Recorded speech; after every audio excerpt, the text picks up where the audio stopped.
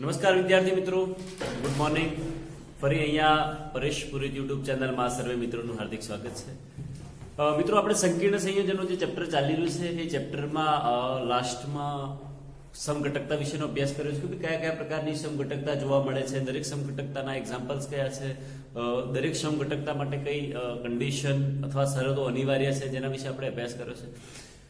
ત્યારબાદ મિત્રો હવે આગળ આપણે એવું જોઈએ કે ભાઈ સવર્ગ સંયોજનોમાં બંધન કયા પ્રકારે જોવા મળે કે જ્યારે પણ સંકીર્ણ સંયોજનો બનતા હોય તો એ સંકીર્ણ સંયોજનોમાં જ્યારે લિગેન્ડ ધાતુ સાથે જોડાય છે તો ધાતુ સાથે જોડાય છે તો કયા પ્રકારે જોડાય છે અથવા તો કઈ રીતે જોડાણ થાય છે, કક્ષકોનું સંમિશ્રણ કયા પ્રકારે જોવા મળે છે, એના આધારે આપણે હવે સવર્ગ અથવા સંકીર્ણ સંયોજનોમાં બંધન ભણવાનું છે. મિત્રો, આમ તો આ જે જોડાણ છે એ જોડાણ માટે અલગ અલગ થિયરી આવે છે, જેમ કે વીબીટી, વેલેન્સ બોન્ડ થિયરી.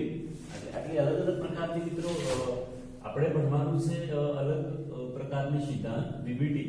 પણ એના સિવાય મતલબ એક તો સંયોજકતા બંધનવાદ, જેને શોર્ટમાં કહી શકાય વેલેન્સ બોન્ડ થિયરી, પછી CFT crystal field theory, crystal field theory સ્ફટિક ક્ષેત્ર સિદ્ધાંત, ત્યારબાદ લિગેન્ડ ફિલ્ડ થિયરી આવશે, મોલેક્યુલર ઓર્બિટલ થિયરી આવે.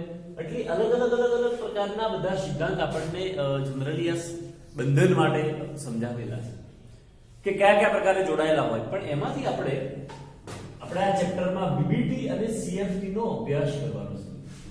આપણે જે અભ્યાસ કરવાનો છે કે ચલો અલગ અલગ પ્રકારના આપણા પાસે સિદ્ધાંત છે તો એમાંથી કયા કયા સિદ્ધાંતનો અભ્યાસ કરવાનો છે. તો વેલેન્સ બોન્ડ થિયરી પહેલી છે આપણી પાસે, વેલેન્સ બોન્ડ થિયરી, જેને કહેવાય સંયોજકતા બંધનવાદ. જેને શું કહેવાય છે મિત્રો? સંયોજકતા બંધનવાદ. તો આ એક તો સંયોજકતા બંધનવાદનો અભ્યાસ કરવાનો છે, જેને શોર્ટમાં વીબીટી કહેવાય, વેલેન્સ બોન્ડ થિયરી. શું કહેવાય મિત્રો? Valence bond theory. એનો અભ્યાસ કરવાનો છે. ત્યારબાદ આપણે સીએફટી નો અભ્યાસ કરીશું. લિગેન્ડ ફિલ્ડ થિયરી અને એમઓટી નો આપણે આ ચેપ્ટરમાં ક્યાં અભ્યાસ કરવાનો નથી. અને જે એનસીઈઆરટી બોર્ડની તૈયારી કરતા હોય એટલે જે ગવર્મેન્ટે 30% સિલેબસ કટ કર્યો છે એમાં સીએફટી નો સમાવેશ થતો, એ સીએફટી એક્ઝામમાં પૂછાવાનું નથી. એટલે તમે કઈ રીતે તૈયારી કરો છો એના આધારે જોઈ શકો છો. તો ક્વેશ્ચન એ છે કે ભાઈ સંયોજકતા બંધનવાદ કોને કહેવાય? વેલેન્સ બોન્ડ થિયરી એટલે શું? તો જ્યારે કોઈ સંકીર્ણ સંયોજન બનતું હોય તો સામાન્ય રીતે જ્યારે પણ મિત્રો કોઈ સંકીર્ણ સંયોજન બનતું હોય તો એ સંકીર્ણ સંયોજનમાં વચ્ચે હંમેશા સેન્ટરમાં ધાતુ છે અને એની સાથે જોડાયેલા જુદા જુદા પેલા લિગેન્ડ છે.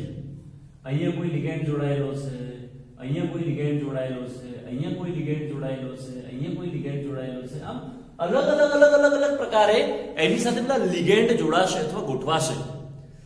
પણ એક ક્વેશ્ચન અગત્યનો છે કે અહીંયા જ્યારે લિગેન્ડ ધાતુ સાથે જોડાય છે, અગત્યનું એ છે કે લિગેન્ડ જ્યારે ધાતુ સાથે જોડાય છે તો આ લિગેન્ડ એ ધાતુને ઇલેક્ટ્રોન યુગ્મનું દાન કરે છે. એવું આપણને ઓલરેડી સમજણ છે કે જે આપણી લિગેન્ડ હોય એ લિગેન્ડ એ ધાતુને શું કરે છે? ઇલેક્ટ્રોન યુગ્મનું દાન કરે છે. તો મતલબ કે આપણો જે લિગેન્ડ હોય ઇલેક્ટ્રોન યુગ્મનું દાન કરે છે, પણ સામે જે આપણી ધાતુ છે એ ઇલેક્ટ્રોન યુગ્મનો સ્વીકાર કરે છે. આ દાન કરે છે તો પેલો ઇલેક્ટ્રોન યુગ્મનો શું કરે છે? સ્વીકાર. તો આ ધાતુને ઇલેક્ટ્રોન યુગ્મનો સ્વીકાર કરવા માટે એની પાસે ખાલી કક્ષકો હોવી જોઈએ. ધાતુને ઇલેક્ટ્રોન યુગ્મનો સ્વીકાર કરવા માટે ખાલી કક્ષકો હોવી જોઈએ. તો એના માટે એની n-1d ns and np કક્ષકો એન્ડ આપણે લખી દઈએ np કક્ષકો ખાલી હોય છે. અથવા કોઈ વાર એવું પણ બને છે કે ચલો ns np કે nd કક્ષકો ખાલી હોય છે. આ ખાલી કક્ષકોના સેટના આધારે અલગ પ્રકારના સંકરણ રચાય છે. શું રચાય મિત્રો? સંકરણ. કક્ષકોનું સંમિશ્રણ થવું, કક્ષકોનું જોડાણ થવું એ ઘટનાને સંકરણ તરીકે ઓળખવામાં આવે. તો આ કક્ષકો જ્યારે જોડાય છે એમાંથી સંકરણ રચે છે અને સંકરણ રચવામાં આ કક્ષકો ખૂબ અગત્યનો ભાગ ભજવે છે. એટલે કક્ષકોનું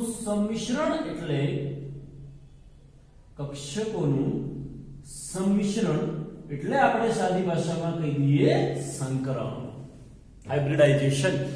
તો હાઇબ્રિડાઇઝેશન અથવા સંકરણનો વાત કરીએ તો કક્ષકોનું સંમિશ્રણ થશે. હવે અલગ કક્ષકોનું સંમિશ્રણ થાય મિત્રો તો એના આધારે આપણે એવું કહી શકીએ કે અલગ પ્રકારના સંકરણ બની શકે. અને સંકરણ અલગ હોય તો એના આધારે એના અવકાશીય બંધારણ પણ અલગ પ્રકારના મળે છે. તો એના મહત્વની વસ્તુ શું છે મિત્રો કે એક આ સવર્ગાંક પણ મહત્વની વસ્તુ છે. ચલો આપણે એવું વિચારીએ કે અહીંયા ધાતુ સાથે લિગેન્ડ જોડાયેલા છે, એક અહીંયા સવર્ગસા સૂચક બંધ બન્યો છે, બીજો સવર્ગસા સૂચક અહીંયા બન્યો છે, ત્રીજો સવર્ગસા સૂચક બંધ અહીંયા બન્યો છે, ચોથો સવર્ગસા સૂચક. તો અહીંયા સવર્ગસા સૂચક બંધની સંખ્યા તમે જોઈ શકો 4 છે. અને જો સવર્ગસા સૂચક બંધની સંખ્યા 4 હોય તો એનો સવર્ગાંક પણ 4 થાય.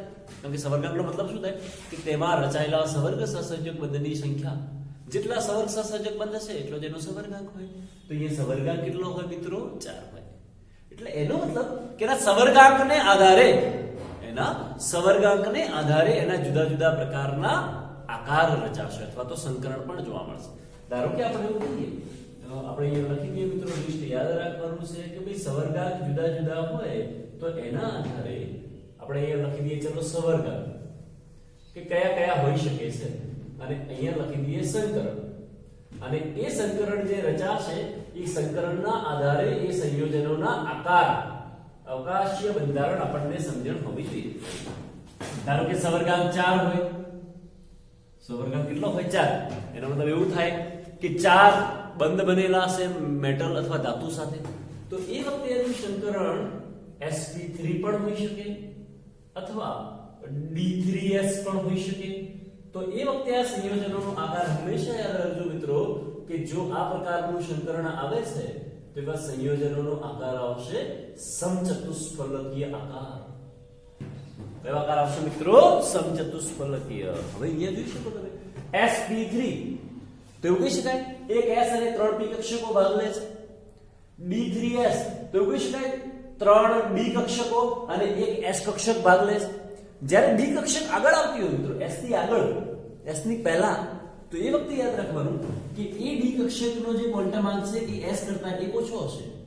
ધારો કે અહીંયા આપણે 4s કરીએ તો આ 3d હશે, 5s કરીએ તો 4d હોય, 6s કરીએ તો 5d હોય.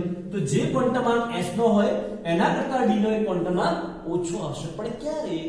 જ્યારે એની પહેલા s કક્ષકોની પહેલા d કક્ષકો આવતી હોય ત્યારની વાત છે. ચલો આ તો sp3 સંકરણ માટે છે. એક્ઝામ્પલ તરીકે બીજું કહી દઈએ, સવર્ગાંક 4 હોય પણ એની જગ્યાએ સંકરણ આવતું હોય dsp2 સંકરણ મિત્રો. સંકરણ કયું આવતું હોય મિત્રો? dsp2. તો dsp2 આવતું હોય તો યાદ રાખજો મિત્રો ખાસ સમતલીય સમચોરસ આકાર આવશે. કયો આકાર આવે મિત્રો? સમતલીય સમચોરસ પ્રકારનો આવશે. એનો મતલબ કે સવર્ગાંક 4 હોય તો બે પ્રકારની રચનાઓ શક્ય બની શકે છે. ઓકે, આપણે સવર્ગાંક 2 વાળું પણ વચ્ચે લઈ લઈએ મિત્રો. જો સવર્ગાંક 2 હોય તો sp સંકરણ આવશે અને સંકરણ sp હોય તો યાદ રાખજો કે રેખીય આકાર આવશે. સવર્ગાંકની સંખ્યા 3 હોય તો એ વખતે sp2 સંકરણ આવશે અને sp2 સંકરણ હોય તો સમતલીય ત્રિકોણાકાર આવે. આકાર સમતલીય કયો આકાર આવશે મિત્રો? સમતલીય ત્રિકોણાકાર આવશે. ઓકે, ચલો બધા આકાર યાદ રાખવા પડશે સાથે સાથે. 3 હોય તો કયો આકાર આવે, 2 હોય તો કયો આકાર આવે, 4 હોય તો કયો આકાર આવે. ધારો કે આપણી પાસે 5 છે, સવર્ગાંક 5 છે, તો 5 છે ને તો મિત્રો બે પ્રકારના સંકરણ શક્ય બને. એક એવું પણ બની શકે sp3d, બીજું એવું પણ શક્ય બની શકે dsp3 સંકરણ. તો આપણી પાસે કયા પ્રકારનું સંકરણ છે તમે અહીંયા જોઈ શકો છો. સવર્ગાંક 2 તો બે કક્ષકોનું સમિશ્રણ, એક s કક્ષક એક p કક્ષક. સવર્ગાંક 3 તો એક s કક્ષક બે p કક્ષક. સવર્ગાંક 5 તો એક s 3p એક d. સવર્ગાંક 5 એક d એક s 3p. તો એનો મતલબ કે કક્ષકોની સંખ્યા કેટલી છે એના આધારે આપણને સમજણ પડી જશે. તો ધારો કે sp3d સંકરણ હોય તો sp3d સંકરણ હોય તો ત્રિકોણીય દ્વિપિરામિડલ આકાર છે. ત્રિકોણીય દ્વિપિરામિડલ આકાર. dsp3 સંકરણ હોય તો સમચોરસ પિરામિડલ આકાર થશે. આકાર થશે આપણો મિત્રો સમચોરસ પિરામિડલ આકાર. ઓકે, ચલો ત્યારબાદ છે સવર્ગાંક. ધારો કે આપણી પાસે 6, તો જો સવર્ગાંક 6 હોય તો sp3d2 સંકરણ હોઈ શકે અથવા d2sp3 સંકરણ પણ હોઈ શકે. આમાં બે વસ્તુ સેમ બનશે અને બંને વખતે આકાર જ્યારે પણ સંકરણ આ પ્રકારના હશે જેમાં સવર્ગાંક 6 હશે એ વખતે હંમેશા યાદ રાખજો કે એનો જે આકાર છે એ અષ્ટફલકીય બને. કયો આકાર બને મિત્રો? અષ્ટફલકીય સંકીર્ણ સંયોજન. આપણું જે સંકીર્ણ છે એ બનશે કયું? અષ્ટફલકીય સંકીર્ણ.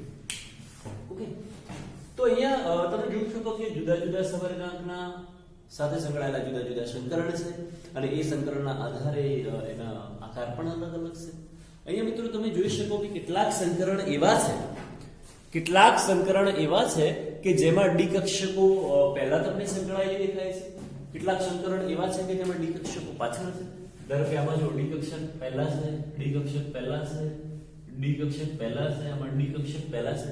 તો જેમાં ડી કક્ષક પહેલા હોય, ધારો કે D3S, ત્યારબાદ DsP2 સંકરણ, ત્યારબાદ D2sP3 સંકરણ, ત્યારબાદ DsP3 સંકરણ.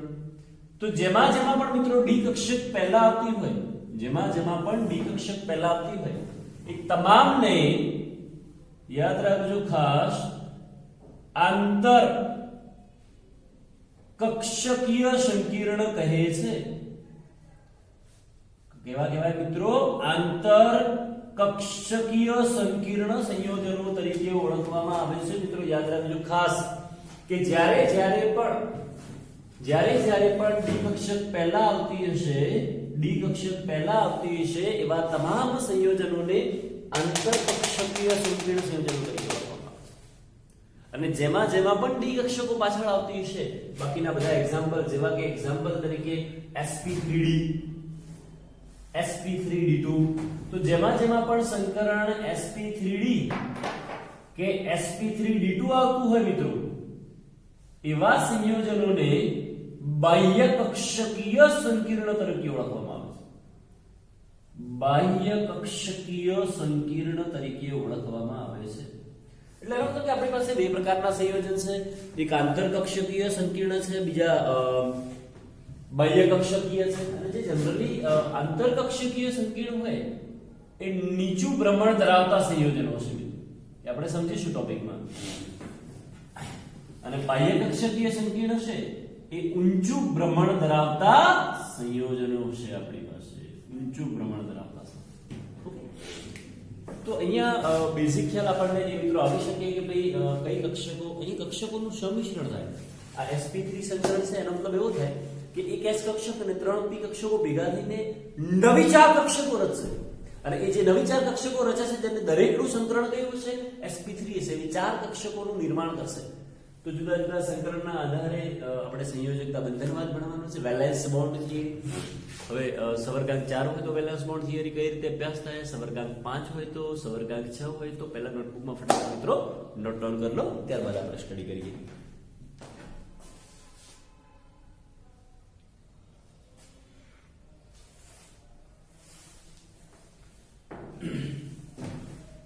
ઓકે મિત્રો, હવે મહત્વનો ક્વેશ્ચન એ છે કે સંકરણ શોધવાનું કઈ રીતે? કારણ કે જો સંકરણ શોધતા આવડી જાય આપણને તો એના આધારે આકાર આપણને સમજણ પડી જશે. ત્યારબાદ એના સિવાય ઘણીવાર આકારની સાથે સાથે અનુચુંબકીય છે કે પ્રતિચુંબકીય છે એ પણ સમજણ પડી જશે.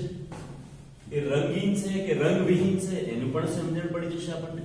તો એવું એકાદ એક્ઝામ્પલ લઈએ જેના આધારે ધીમે ધીમે આપણે મિત્રો સોલ્વ કરતા જઈશું.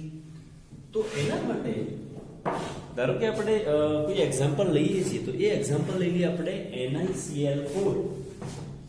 એક એક્ઝામ્પલ થી અભ્યાસ કરીએ કે ભાઈ NiCl4 માટે NiCl4 એનો ચાર્જ લખી દઈએ મિત્રો 2-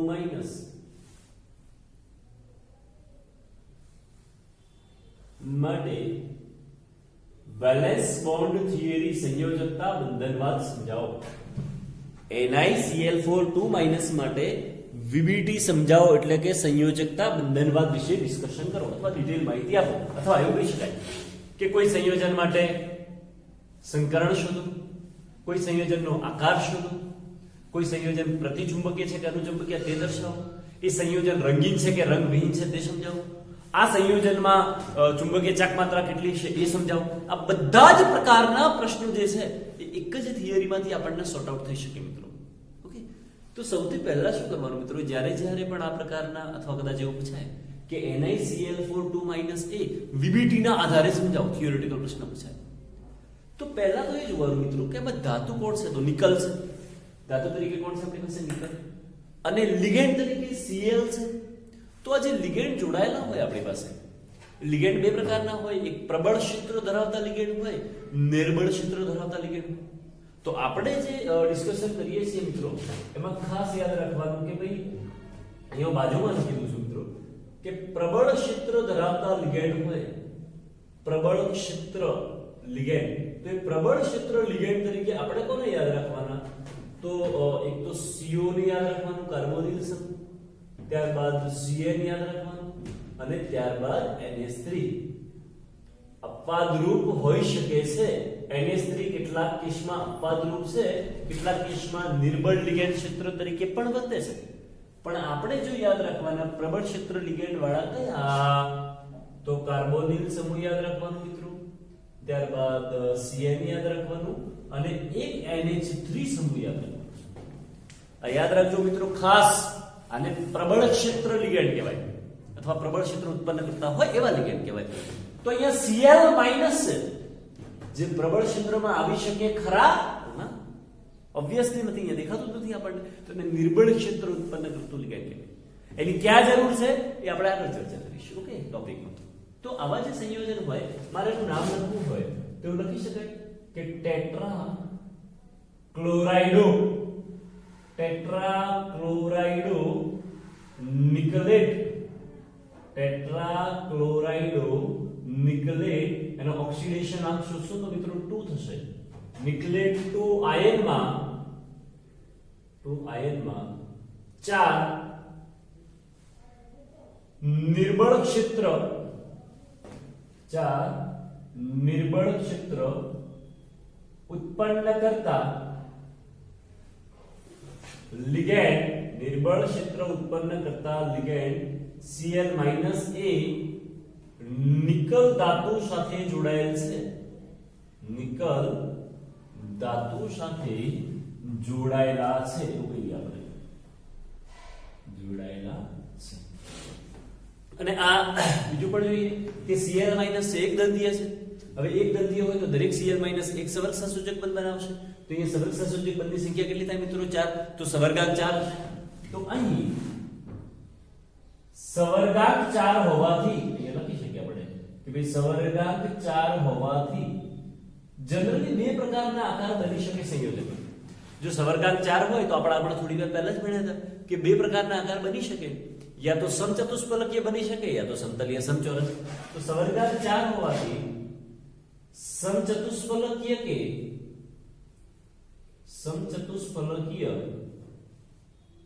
કે સમતલીય સમચોરસ હોઈ શકે. સમતલીય સમચોરસ બંધારણ હોઈ શકે. સમચોરસ બંધારણ હોઈ શકે. તો મિત્રો અહીંયા જે બે સેન્ટેન્સ લખ્યા છે એનો ફરી આપણે સ્ટડી કરીશું અને યાદ રાખવાનો પ્રયત્ન કરીશું. હું ફરી કહી દઉં તમને પહેલા કે જ્યારે પણ આપણને થિયોરેટિકલ ક્વેશ્ચન કદાચ પૂછાય છે આનું, તો એ થિયોરેટિકલ ક્વેશ્ચનમાં સૌથી પહેલા શું કરવાનું કે જે સંયોજન આપેલું હોય એ સંયોજન આપેલું છે, ધારો કે આપણને NiCl4 તો એ NiCl4 માં તમે અહીંયા જોઈ શકો આપણે એવું લખ્યું છે ભાઈ એનું નામ ટેટ્રા ક્લોરાઇડો નિકલેટ 2 આયન માં 4 નિર્બળ ક્ષેત્ર. ઘણીવાર એવું પણ હોઈ શકે ચલો કોઈ એની જગ્યાએ NH3 છે તો પ્રબળ ક્ષેત્ર વાળા હોય, CO હોય તો પ્રબળ ક્ષેત્ર હોય, Cn હોય તો પ્રબળ ક્ષેત્ર હોય. તો કયા પ્રકારના લિગેન્ડ જોડાયેલા છે એ મિત્રો એમાં લખી દેવાનું. તો અહીંયા લખેલું છે 4 નિર્બળ ક્ષેત્ર ઉત્પન્ન કરતા લિગેન્ડ Cl- એ નિકલ ધાતુ સાથે જોડાયેલા છે. અને આપણને સમજણ છે કે ભાઈ નિકલ ધાતુ સાથે જ્યારે પણ એ જોડાય છે તો નિકલ ધાતુ સાથે જે જોડાય છે એનો જે બંધ બને છે એ બંધ હંમેશા કયા હોય, સવર્ગ સહસંયોજક પ્રકારનો હોય. બંધ હંમેશા કયા હોય મિત્રો, સવર્ગ સહસંયોજક પ્રકારનો હોય. તો ચલો એક તો એ જોડાયેલા છે. એના સિવાય બીજી ચર્ચા એવી કરીએ કે ચલો જોડાઈ તો ગયા છે પણ એ જોડાયેલા છે તો એમાં સવર્ગાંક કેટલો હોઈ શકે તો એની સંખ્યાને આધારે ખબર પડશે. આપણને અહીંયા દેખાઈ રહ્યું છે કે ભાઈ એનો સવર્ગાંક 4 છે તો બે શક્યતાઓ બને છે. કઈ બે શક્યતાઓ બને મિત્રો, તો યા તો યાનો આકાર સમચતુષ્ફલક હોઈ શકે, યા તો સમતલીય સમચોરસ હોઈ શકે. એ શેના આધારે ખબર પડશે તો એના માટે આપણે સંકરણ શોધવું પડશે. તો ચાલો સંકરણ કઈ રીતે શોધવું, સૌથી મહત્વની બાબત એ છે મિત્રો, સંકરણ કઈ રીતે શોધવું. તો સૌથી પહેલા શું કરવાનું, આને 3 સ્ટેપમાં ડિવાઈડ કરવાનું છે. આ વસ્તુને 3 સ્ટેપમાં ડિવાઈડ કરવાનું છે. એમાં સ્ટેપ 1 કહી દઈએ આપણે. કોઈ પણ સંયોજનનું જ્યારે પણ આપણે સંકલન શોધવાનું હોય તો એને 3 સ્ટેપમાં ડિવાઈડ કરવું. પહેલું સ્ટેપ એ કરવાનું કે ધાતુની ઇલેક્ટ્રોન રચના લખી. સૌથી પહેલું કામ શું કરવાનું મિત્રો? ધાતુની ઇલેક્ટ્રોન રચના લખી. ચલો ધાતુ કોણ છે? તો અહીંયા જોઈ શકો તમે નિકલ. તો અહીંયા લખી દઈએ આપણે નિકલ.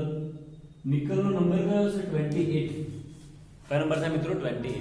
તો 28 ની ઇલેક્ટ્રોન રચના લખવી હોય તો પહેલા તો આર્ગોન આવશે 18 ના ઇલેક્ટ્રોન કેટલા થઈ ગયા? 18. એ 18 બાદ અહીંયા આપણે લખી દઈએ ધારો કે આ 4s કક્ષક છે અને આ 3d કક્ષક છે અને 3d ની પેટા કક્ષકો જે હોય મિત્રો એ 3d ની પેટા કક્ષક કેટલી હોય? 5 હોય.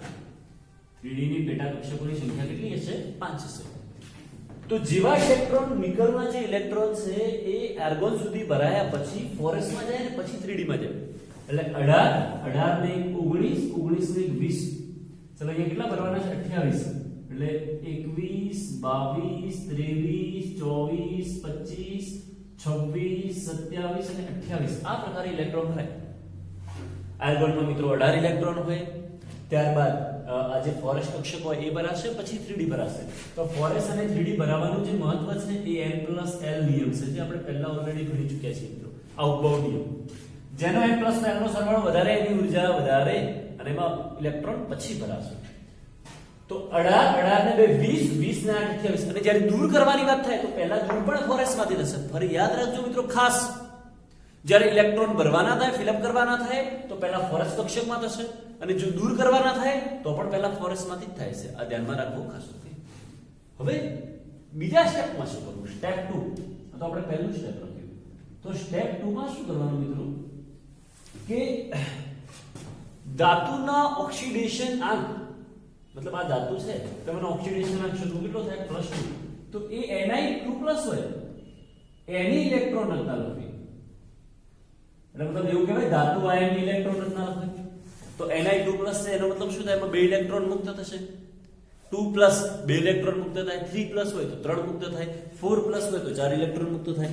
જેટલો એનો પ્લસ ચાર્જ આવશે એટલા ઇલેક્ટ્રોનને મિત્રો આપણે દૂર કરવાના રહેશે. તો અહીંયા આપણે એવું વિચારી શકીએ કે ચલો Ni2+ છે તો 2 ઇલેક્ટ્રોન દૂર ક્યાંથી કરવા? 3d માંથી કરવા કે 4s માંથી? તો પહેલા 4s માંથી દૂર કરવા. ચલો 4s માંથી દૂર કરીએ આપણે. તો Ni2+ તો આર્ગોન 18.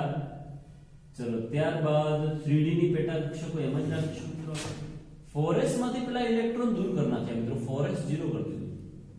1 2 3 4 5 એટલે અહીંયા આપણે ઇલેક્ટ્રોન છે આપણી પાસે 1 2 3 4 5 6 7 અને 8. હવે ઇલેક્ટ્રોન નથી.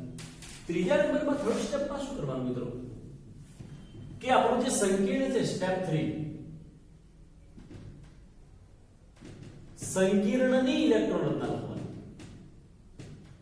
સંકીર્ણની ઇલેક્ટ્રોન રચના દર્શાવો. ફરી કહું છું મિત્રો ખાસ, એનામાં ધાતુ જે આપેલી હોય ઇલેક્ટ્રોન રચના લખવાની. બીજા સ્ટેપમાં ધાતુ આયનની ઇલેક્ટ્રોન રચના લખવાની અને એ ઇલેક્ટ્રોન રચના લખવા માટે પહેલા 4s માંથી ઇલેક્ટ્રોન દૂર થાય ત્યારે 3d માં. હવે સ્ટેપ 3 માં આપણે કીધું સંકીર્ણ ઇલેક્ટ્રોન રચના. તો સંકીર્ણ કયું છે આપણી પાસે? NiCl4 2- એના પહેલા મિત્રો એક બીજી વસ્તુ કીધું. અહીંયા જોડાયેલ જે લિગેન્ડ છે પ્રબળ છે કે નિર્બળ છે તો ફરક પડે છે. જો લિગેન્ડ પ્રબળ હોય, એટલે કે આ ત્રણમાંથી કોઈ હોય તો આ ઇલેક્ટ્રોન યુગ્મ આનું યુગ્મીકરણ થશે. યુગ્મીકરણ થશે એટલે શું? પહેલા લખી દઈએ. અહીં જોડાયેલ લિગેન્ડ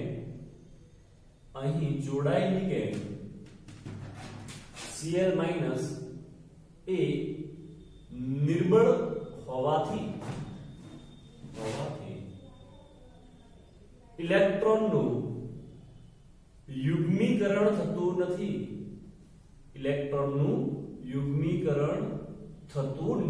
એટલે શું? ચલો આપણે એવું લખી દઈએ NiCl4 2- તો એમાં આપણે એવું કહી દઈએ આર્ગોન તો ઇલેક્ટ્રોન રચનામાં આવશે જ મિત્રો. ત્યારબાદ 3d ભરેલી છે આપણે. 3d ની પેટા કક્ષક કેટલી આવશે? 1 2 3 4 5. ત્યારબાદ 4s આવે, આ કઈ છે આપણી પાસે 3d, અને ત્યારબાદ એક નવી કક્ષક 4s પછી જો આપણે એડ કરવાની થાય મિત્રો તો એવું થશે 4p થાય. ઓકે, હવે Cl માં કેટલા 3d માં કેટલા ઇલેક્ટ્રોન ભરાયેલા છે જો આપણે ગોઠવી કાઢીએ. 1 2 3 4 5 6 7 8 4s અને 4p ખાલી છે. ઓકે, હવે ખાસ ધ્યાનથી સમજો મિત્રો, ઇમ્પોર્ટન્ટ સેન્ટેન્સ છે કે આપણો જોડાયેલો જે લિગેન્ડ છે, આપણો જોડાયેલો જે લિગેન્ડ છે નિર્બળ છે કે પ્રબળ છે એના પર યુગ્મીકરણ આધાર રાખે છે. જો જોડાયેલો લિગેન્ડ એ પ્રબળ હોય તો શું થાય? જો જોડાયેલો લિગેન્ડ પ્રબળ હોય તો અહીંયા જે સિંગલ ઇલેક્ટ્રોન હોય, આ ઇલેક્ટ્રોન ધારો કે આપણે એવું કહી દઈએ કે અહીંયા બંને ઇલેક્ટ્રોન આપણી પાસે એક સિંગલ છે, અયુગ્મિક નોન પેર્ડ કહેવાય. તો આ ઇલેક્ટ્રોન અહીંથી નીકળી અને અહીંયા પેરિંગ કરી નાખે, મતલબ યુગ્મીકરણ થાય. શું થાય? યુગ્મીકરણ. પણ ક્યારે? જો જોડાયેલ લિગેન્ડ એ પ્રબળ હોય તો. પણ અહીંયા તો કેવો લિગેન્ડ છે? નિર્બળ છે. તો આ ઇલેક્ટ્રોન નું યુગ્મીકરણ થવાનું નથી, એટલે આ ઇલેક્ટ્રોન આપણો એમનો એમ જ રહેશે. હવે મહત્વનું એ છે કે આપણે જે Cl છે કયા પ્રકારનો લિગેન્ડ છે? તો Cl છે એક દંતીય ઋણ આયનીય લિગેન્ડ છે. એટલે દરેક Cl એક ઇલેક્ટ્રોન યુગ્મનું દાન કરશે. તો એવા 4 Cl હોય તો નિકલને 4 ઇલેક્ટ્રોન યુગ્મનું દાન કરશે મિત્રો. એક Cl- હોય તો એક ઇલેક્ટ્રોન યુગ્મનું દાન કરે, તો 4 Cl- હોય તો 4 ઇલેક્ટ્રોન યુગ્મનું દાન કરે. તો એ ઇલેક્ટ્રોન યુગ્મ જે 4 છે એ હું કયા પ્રકારે દર્શાવું છું? અહીંયા તો દર્શાવી ન શકાય કારણ કે એક ઇલેક્ટ્રોન ઓલરેડી છે. જો કક્ષક અહીંયા ખાલી હોય આખી આ પ્રકારે તો એમાં ઇલેક્ટ્રોન યુગ્મ ગોઠવી શકાય, પણ આમાં ગોઠવી શકાશે નહીં. તો ચલો પહેલું ઇલેક્ટ્રોન યુગ્મ 4s માં ગોઠવ્યું આપણે. એવા કેટલા ગોઠવવાના છે? 4. ત્યારબાદ બીજું 4p માં ગોઠવ્યું, ફરી ત્રીજું ગોઠવ્યું, ફરી ચોથું ગોઠવ્યું. તો આ જે ક્રોસ વડે દર્શાવેલા છે, આ જે ચોકડી વડે દર્શાવેલા છે એવું કહી દઈએ આપણે લિગેન્ડ માંથી આવતા ઇલેક્ટ્રોન યુગ્મ. લિગેન્ડ માંથી આવતા ઇલેક્ટ્રોન યુગ્મ એવા કેટલા છે? 1 2 3 4. તો હવે તમે અહીંયા જોઈ શકો કે આના આધારે કઈ કઈ સંમિશ્રણ થાય છે. એક ફોરસ કક્ષક ભાગ લે છે અને 3 4p કક્ષકો. તો એવું કહી શકાય sp3 સંકરણ રચાય. શું રચાય મિત્રો? sp3. અને જો sp3 સંકરણ રચાય તો આપણે સંયોજનનો આકાર જાણી શકીએ. જો સંકરણ sp3 રચાય મિત્રો તો આપણને આકાર ખબર પડી જાય કયો આકાર હશે. ઓકે, બી. તો અહીંયા એક વસ્તુ આપણને મળી ગઈ મિત્રો કે સંકરણ મળી ગયું છે કયો? sp3. અને જો સંકરણ મળી જાય તો એના આધારે આપણે સંયોજનનો આકાર પણ ખબર પડી શકે. કયો આકાર થશે? સમચતુષ્ફલકીય. હવે સમચતુષ્ફલકીય આકારને મારે દર્શાવવો હોય તો કયા પ્રકારે દર્શાવાય? નિકલ, એની સાથે 1 2 3 4 Cl આ બધા Cl આવી ગયા. એનો ચાર્જ કયો છે? 2-. આ પ્રકારે બંધારણ આવશે. આ જે બધા બંધ બને છે સંયોજક બંધ બનશે. એની સાથે સાથે આ અણુમાં તમે અયુગ્મિત ઇલેક્ટ્રોનની સંખ્યા શોધવી હોય કે ધારો કે આપણે એવું કીધું કે NiCl4 સંયોજનમાં અયુગ્મિત ઇલેક્ટ્રોનની સંખ્યા દર્શાવો. તો અહીંયા તમે જોઈ શકો અયુગ્મિત ઇલેક્ટ્રોન એટલે સિંગલ ઇલેક્ટ્રોન. તો અયુગ્મિત ઇલેક્ટ્રોનની સંખ્યા બરાબર 2 છે. તો અહીંયા લખીએ મિત્રો કે અયુગ્મિત ઇલેક્ટ્રોન જેને કૌંસમાં આપણે દર્શાવી દઈએ n બરાબર કેટલા થાય? 2. અયુગ્મિત ઇલેક્ટ્રોન n બરાબર 2. અને જે સંયોજનોમાં અયુગ્મિત ઇલેક્ટ્રોન જોવા મળતા હોય એ દરેક સંયોજન અનુચુંબકીય કહેવાશે, ચુંબકીય ક્ષેત્ર પ્રત્યે આકર્ષણ ધરાવશે. તો આ સંયોજનને મારે કહેવું હોય તો અનુચુંબકીય સંયોજન કહેવાશે. કેવું કહેવાશે મિત્રો? અનુચુંબકીય. બીજું કે જેમાં પણ અયુગ્મિત ઇલેક્ટ્રોન જોવા મળતા હશે એ બધા જ સંયોજનો રંગીન હોય છે. યાદ રાખવાનું ખાસ. જેમાં અયુગ્મિત ઇલેક્ટ્રોન ના હોય એ રંગહીન, અયુગ્મિત ઇલેક્ટ્રોન હોય એ રંગીન. તો આપણું આ જે સંયોજન છે એવો ક્વેશ્ચન કદાચ એમસીક્યુ પૂછાય કે ભાઈ NiCl4 2- એ રંગીન છે કે રંગવિહીન છે? તો આ આખી કહાની શોધવી પડે. Step 1 step 2 step 3. જો અયુગ્મિત ઇલેક્ટ્રોન મળે છે તો રંગીન હોય, જો ના મળે તો રંગવિહીન હોય. પણ અહીંયા અયુગ્મિત ઇલેક્ટ્રોન 2 મળે છે એનો મતલબ કે આપણું સંયોજન રંગીન છે. જો ના મળતા હોય તો રંગવિહીન હોય. એના આધારે આપણે ચુંબકીય ચાક માત્રા પણ શોધવાની થશે મિત્રો કે ભાઈ ચુંબકીય ચાક માત્રા જેને મ્યુ વડે દર્શાવાય is equal to root n બ્રેકેટમાં n+2 અને જેનો એકમ આવશે બોહર મેગ્નેટોન. આ bm નો મતલબ થાય બોહર મેગ્નેટોન. તો આ જે બોહર મેગ્નેટોન છે એ એકમ યાદ રાખવાનો છે, તો આપણને MCQ માં પૂછાઈ શકે કે ચુંબકીય ચાક માત્રા દર્શાવવા માટેનો એકમ જણાવો તો આવશે કયો? તો bm. અને bm નો મતલબ શું થાય મિત્રો? બોહર મેગ્નેટોન થશે. તો આ ધ્યાનથી યાદ રાખવાનો પ્રયત્ન કરીશું. અહીંયા n શું છે? તો અહીંયા n એટલે આપણા અયુગ્મિત ઇલેક્ટ્રોનની સંખ્યા. તો અહીંયા અયુગ્મિત ઇલેક્ટ્રોનની સંખ્યા કેટલી છે? 2 છે.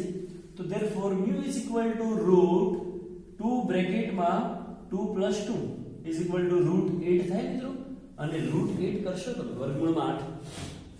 તો કંઈક આવું લખી શકો તમે 2 root 2 અથવા એવું પણ એપ્રોક્સિમેટલી એનું છે ને મિત્રો 2.82 કે 83 બોહર મેગ્નેટોન આવે છે. કેટલું આવે છે? 2.83 બોહર મેગ્નેટોન જેવો એનો આન્સર આવે છે, તમે જોઈ શકો છો. તો એનો મતલબ કે કોઈ એક સંયોજન હોય તો સંયોજન માટે એની ઇલેક્ટ્રોડના કયા પ્રકારે લખાય છે, સંકરણ કયું હોય, આકાર કયો હોય, ચુંબકીય ગુણધર્મ, રંગવિહીન કે રંગીન, ચુંબકીય ચાક માત્રા કેટલી હોય, આ બધી જ માહિતી કોઈ એક સંયોજન માટે આપણે મેળવી શકીએ છીએ. આ તો આપણે સવર્ગાંક 4 હોય એના માટેની ચર્ચા કરી રહ્યા છીએ. તો જરૂરી નથી કે સવર્ગાંક 4 હોય તો સમચતુષ્ફલકીય જ આકાર આવે.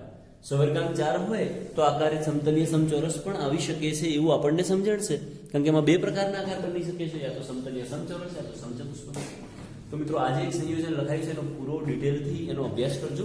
બાકીના જે સંયોજન છે આપણે નેક્સ્ટ ક્લાસમાં એનો અભ્યાસ કરીશું. Thank you.